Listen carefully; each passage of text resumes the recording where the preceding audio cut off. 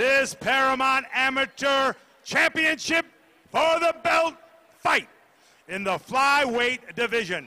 Fighting out of the Anchor Engineering blue corner with a record of 3 wins and 4 losses from Cortez, Colorado, representing Impulse MMA, Anthony Chavez.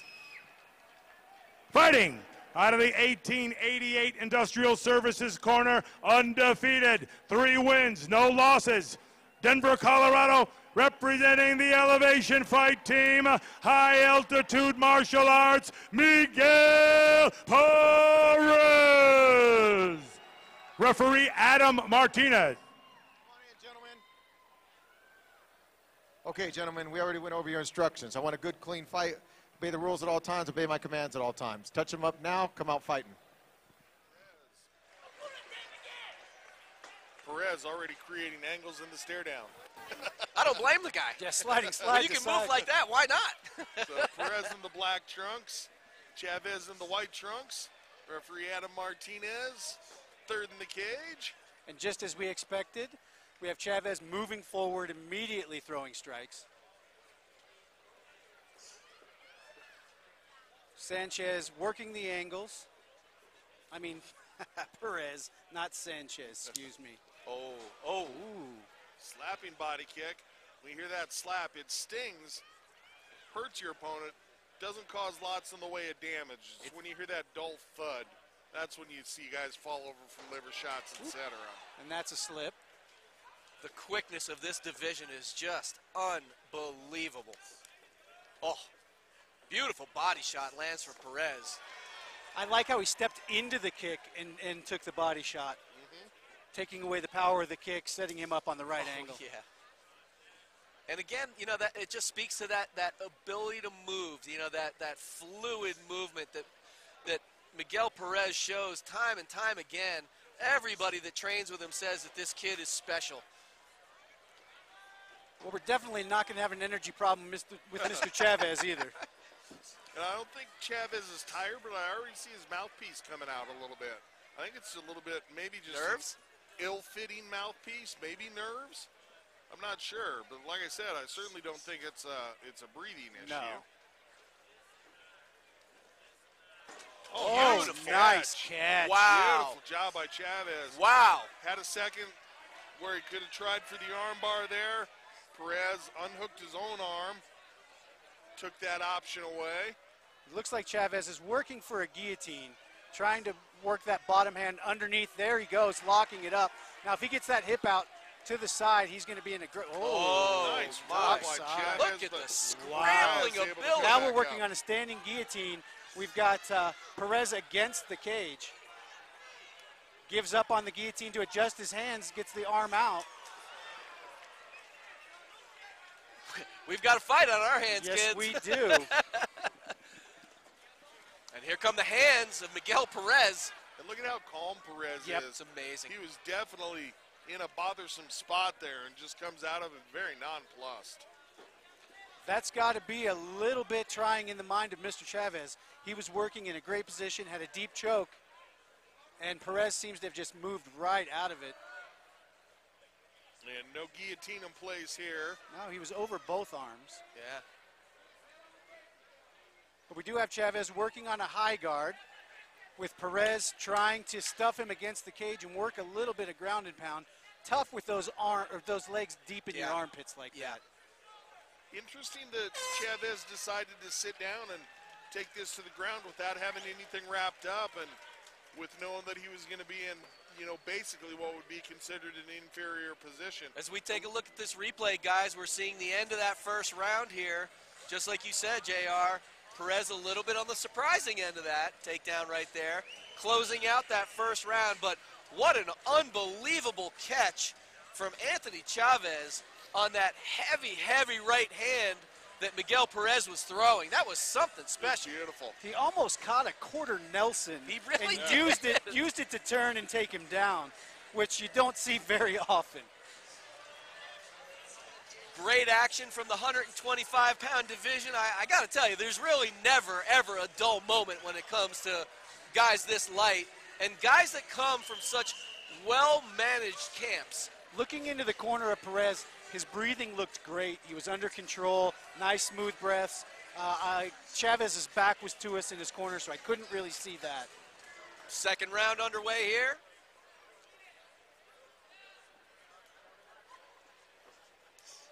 Now it appears that Perez is going to move forward. Yeah, round one, possibly a bit of a feeling out round for him. Wanted to get a read on his opponent. Wow, comes through with some power on that one. But just maybe feels that he has a better knowledge of how his opponent's going to react and feels a little more comfortable stepping in. It appears he got the read. He has no fear now stepping into the pocket and throwing bombs. Somebody put that memo on his desk. Yes, sir. And Mr. Chavez is starting to cover up and try to weather the storm a little bit, maybe looking for a little bit later opening to get off. And we talked about it. That's a tough thing to do against Perez, is wait to counter. Perez usually working more angles, but it looks like he really feels confident where he's at, and he's working side to side slightly, but really ready to move forward and throw. It looks like he's really trying to take control of the pocket, force his way into the pocket, and throw combinations once he gets there, as he lands a nice, cheeky little left hook. I noticed when he's moving into the pocket, he's turning and rolling that shoulder very boxer style. I'm seeing that too. And that's what I like seeing right there. I like watching people go into the body to set up things later on in the fight. You're seeing Perez now starting to dig to the body as he's pressing and going inside on Chavez, but we'll see how Chavez responds. Oh, somebody got Ron started on a body. Oh, my goodness. So Mr. Chavez has a little bit of a wide-eyed stare right now. Not sure exactly which way he's going to go, and Perez really just feels in control right now. Anywhere he wants to go, he's moving angles to leg kicks. He's moving right inside to that body shot. I mean, he really looks to feel like he has great confidence. Yeah, I think Perez maybe took his opponent a little bit by surprise, coming out stalking forward as hard as he did in round number one, because it's not anything like the look that he gave, or in round number two rather, because it's not anything like the look that he gave him in round number one. No, absolutely not. Perez was working the counters in round one, Ooh, and now he is just moving forward. Leg kicks, upstairs, downstairs, changing his levels great. That's what I was just going to say. We're starting to really see Miguel Perez mix things up in a mixed martial arts fight. You know, so you're expecting this.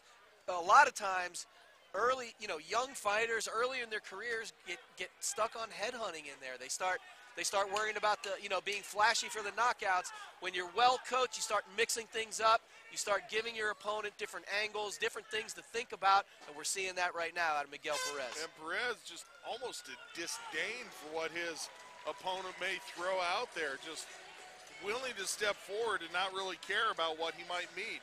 And we can see it here on the replay, just has such a read on his opponent, watching the shoulders, watching the chest, picking his targets, coming through with the combination. Almost like he knew the 1-2 was coming right after the leg kick. His head motion in the pocket is truly impressive. He's throwing punches to get inside and then moving his head offline to set up a punch on an angle. So beautiful to watch. Looking over into the corner of Mr. Chavez, I'm seeing the ribs move quite a bit in his breathing. There's some labored breathing going on over there for sure. And I'm sure his coach is asking him to please calm down. Let's go ahead and get back in control. Let's back to our game plan, because fighting another guy's game plan for the entire last round, not in his best interest. You know, I've got this as a pretty close fight, but it seems to me like Miguel Perez was starting to pull away a little bit in that second round. If you're in the corner of Anthony Chavez, JR, what are you telling him? If you're in Chavez's corner, you can't wait. We talked about at the beginning of the fight, it has to be the same thing now. You have to be willing to step forward and try to take away the angles and the fluidity and the speed of Perez. Very much so. And Trevor, obviously you're in the corner of Miguel Perez. What do you tell Miguel Perez? Don't change anything. I knew you were going to say that. Oh, we have a unintentional low kick. Yeah, that's going to be a tough one. One thing I did notice before this kick is Mr. Chavez's hands are starting to drift down below the chin. And that's what we were talking can about. see As we here take Here's a the look. replay. Kick Yeah, on the replay, and that's a kick straight to the 5-hole. Yes. That is not comfortable, I'll tell you. unintentional, so I don't think the referee's going to take a point. He's definitely going to give Mr. Perez a stern warning. And on the Oh, replay my. again, Yeah, the fighters are wearing a cup, but there's still a pretty substantial impact on a kick like I that. tell you, that cup just paid for itself. Yes, sir, it did. I would encourage Mr. Chavez to take all the time he can get. Even though you start to feel better, that shot takes a little bit out of the gas tank. Those are the kind of things that hurts everybody.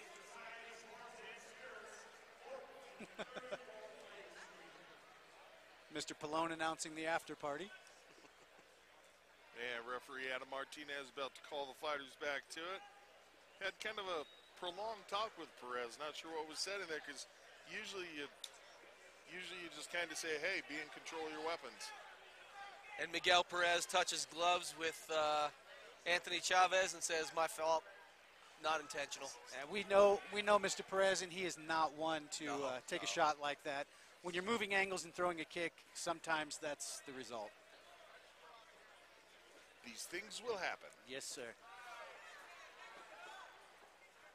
I tell you, though, Anthony Chavez is having success when Miguel Perez comes into the pocket with landing those hooks.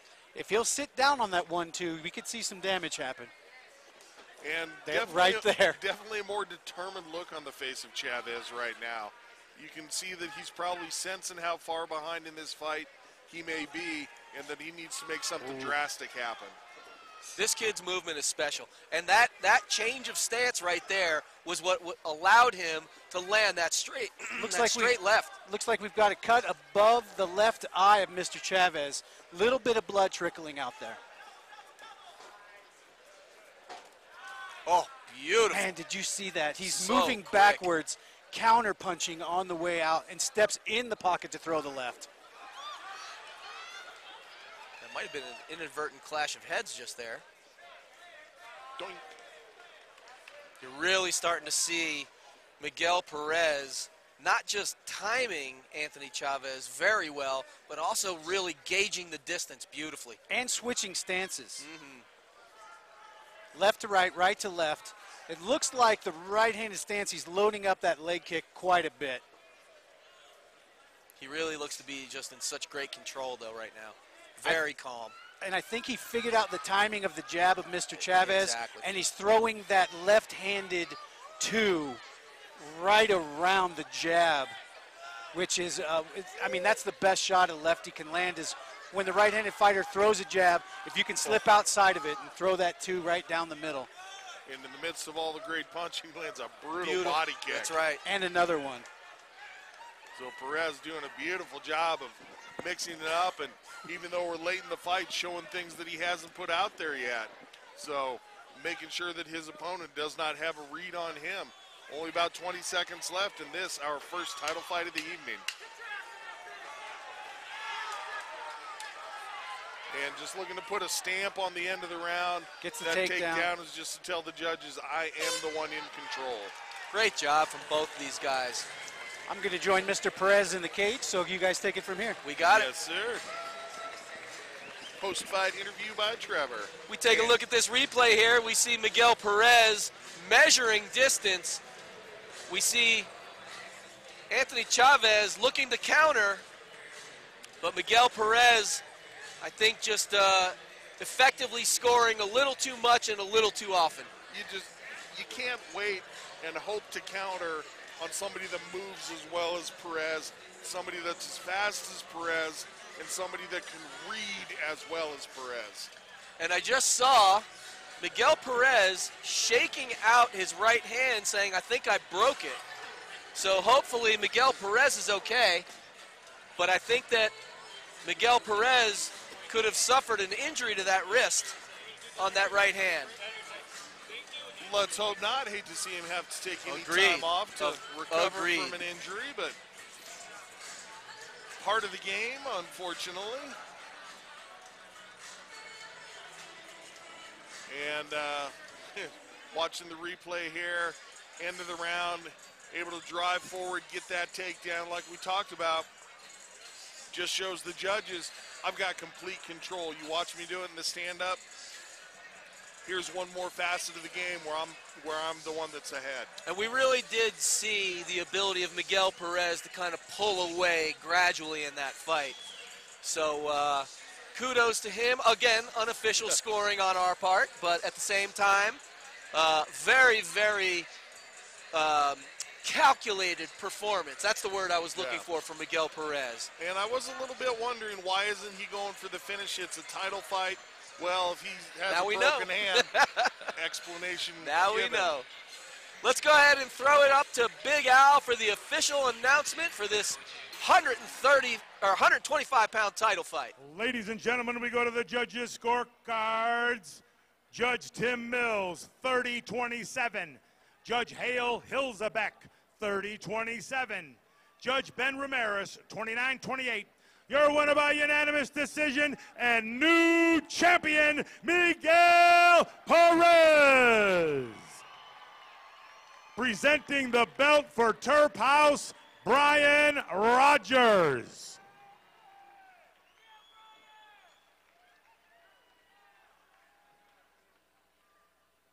Ladies and gentlemen, post-fight interview, Trevor O'Connor. Did Mr. Perez put on a show or what?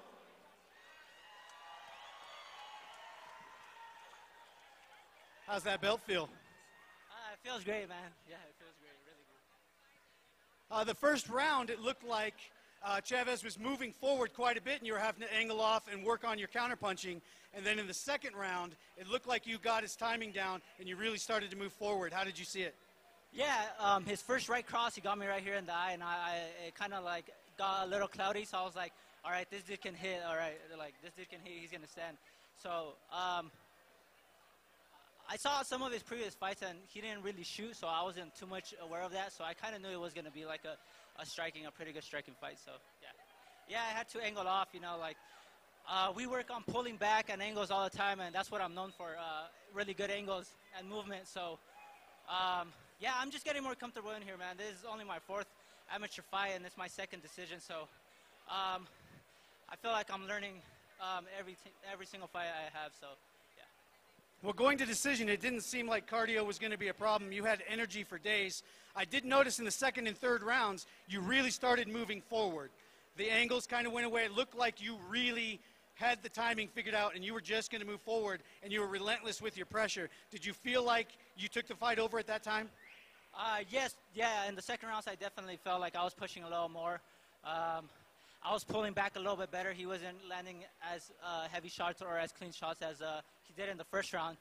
But in the middle of the second, I felt like I hit him, and I think he blocked the shot. I don't know, and I felt like I kind of like broke my hand. So that's why in the third round, I was kind of just using my left. And then I tried throwing my right hand, and it just hurt way too much. I was like, yeah, I'm not going to get any power out of it. Let me just with Christian Allen, we actually do that. We actually, when we start sparring, we'll do left hand only or right hand only. He's like, sometimes you're not going to have every single weapon, you know. Sometimes your hand might break in the fight, so you're going to have to go to using just your left hand or your left hand, right leg, whatever. So very intelligent. I did notice that in the third round, you were switching your stance, right-handed, left-handed, right-handed, left-handed.